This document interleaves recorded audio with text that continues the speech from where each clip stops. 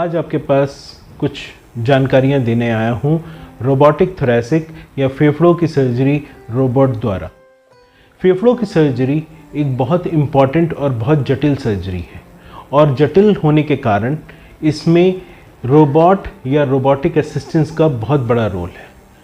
कुछ सर्जरीज़, कुछ ऑपरेशंस जो कि बहुत जटिल होते हैं और लंबे ड्यूरेशन के होते हैं, ऐसे ऑपरेशंस में अगर हम आज की अगर बात करें तो नई टेक्नोलॉजी जो कि रोबोटिक सर्जरी कही जाती है उसका यूटिलाइजेशन। रोबोट एक तरीके का सर्जन का फ्रेंड है, एक उसका टूल है जिसके कारण सर्जन उसके रोबोट के 4 हाथ द्वारा बॉडी के अंदर जाता है और जो वो काम करना चाहते हैं कंट्रोल पावर सर्जन की होती है, वही उसको ऑपरेट करते हैं और जटिल से जटिल ऑपरेशन, डिफ़िकल्ट से डिफ़िकल्ट ऑपरेशन वो बहुत ही अच्छी तरीके से, बहुत ही माइन्यूटली माइक्रोस्कोपिक वे में कर पाते हैं।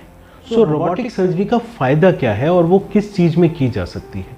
रोबोटिक सर्जरी बेसिकली 3 चीज़ों में बहुत ज़्यादा इस्तेमाल होती है। एक में जिसमें बहुत तरीके से आपको ट्यूमर के सूक्ष्म से सूक्ष्म पार्ट को निकालना होता है। ऐसे में रोबोट धीरे धीरे पूरी की चीज़ों से हेल्प से हम पूरे तरीके से ट्यूमर को निकाल सकते हैं। लेकिन इसमें एक प्रॉब्लम है, हम उन्हीं कैंसर को निकाल सकते हैं रोबोट द्वारा जो कि हमारे पास जल्दी आते हैं। अगर कोई ट्यूमर बहुत देर में आ रहा है तो हम उसको रोबोटिक सर्जरी नहीं कर सकते।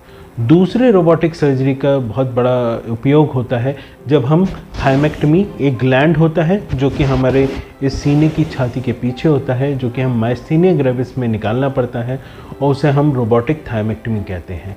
रोबोटिक थायमेक्टमी करने से जो नॉर्मली आज से 20 साल पहले पूरी बोन को काटना पड़ के और उसको निकालना पड़ता था, आज नहीं करना पड़ता है। पेशेंट को ये ऑपरेशन बहुत सेफ और बहुत ही कम दर्द वाला ऑपरेशन होता है। तीसरा, अगर हमारा कोई डायफ्राम जो हमारी झिल्ली होती है, सांस लेने की झिल्ली में भी कोई तकलीफ़ आ जाती है तो उसको भी हम रोबोटिकली बहुत अच्छी तरह से ऑपरेशन कर पाते हैं। सो अल्टीमेटली रोबोट का फ़ायदा है किसको? पेशेंट को, हॉस्पिटल को या सर्जन को? अगर आप देखें तो तीनों को ही इसका बहुत बड़ा फ़ायदा होता है। अगर हम पेशेंट से शुरू करें तो पेशेंट को दर्द बहुत कम होता है, पेशेंट जल्दी से जल्दी हॉस्पिटल से जा सकता है, पेशेंट अपने सारे काम जल्दी से कर सकता है और उसके कट और चीरा ना के बराबर होता है। जो काम होता है, जो डिजीज़ होती है वो कम्प्लीटली जड़ से निकल पाती है। सो पेशेंट को तो बेनिफिट है ही। सर्जन को क्या बेनिफिट है? सर्जन को बहुत अच्छी तरीके से देख पाते हैं। रोबोट में 3D कॉन्फ़िगरेशन रहता है, तो जो भी चीज़ वो सर्जरी करने वाले होते हैं वो 3D में दिखता है और इसी तरह से वो सारा का सारा ट्यूमर को या किसी भी काम को निकाल पाते हैं।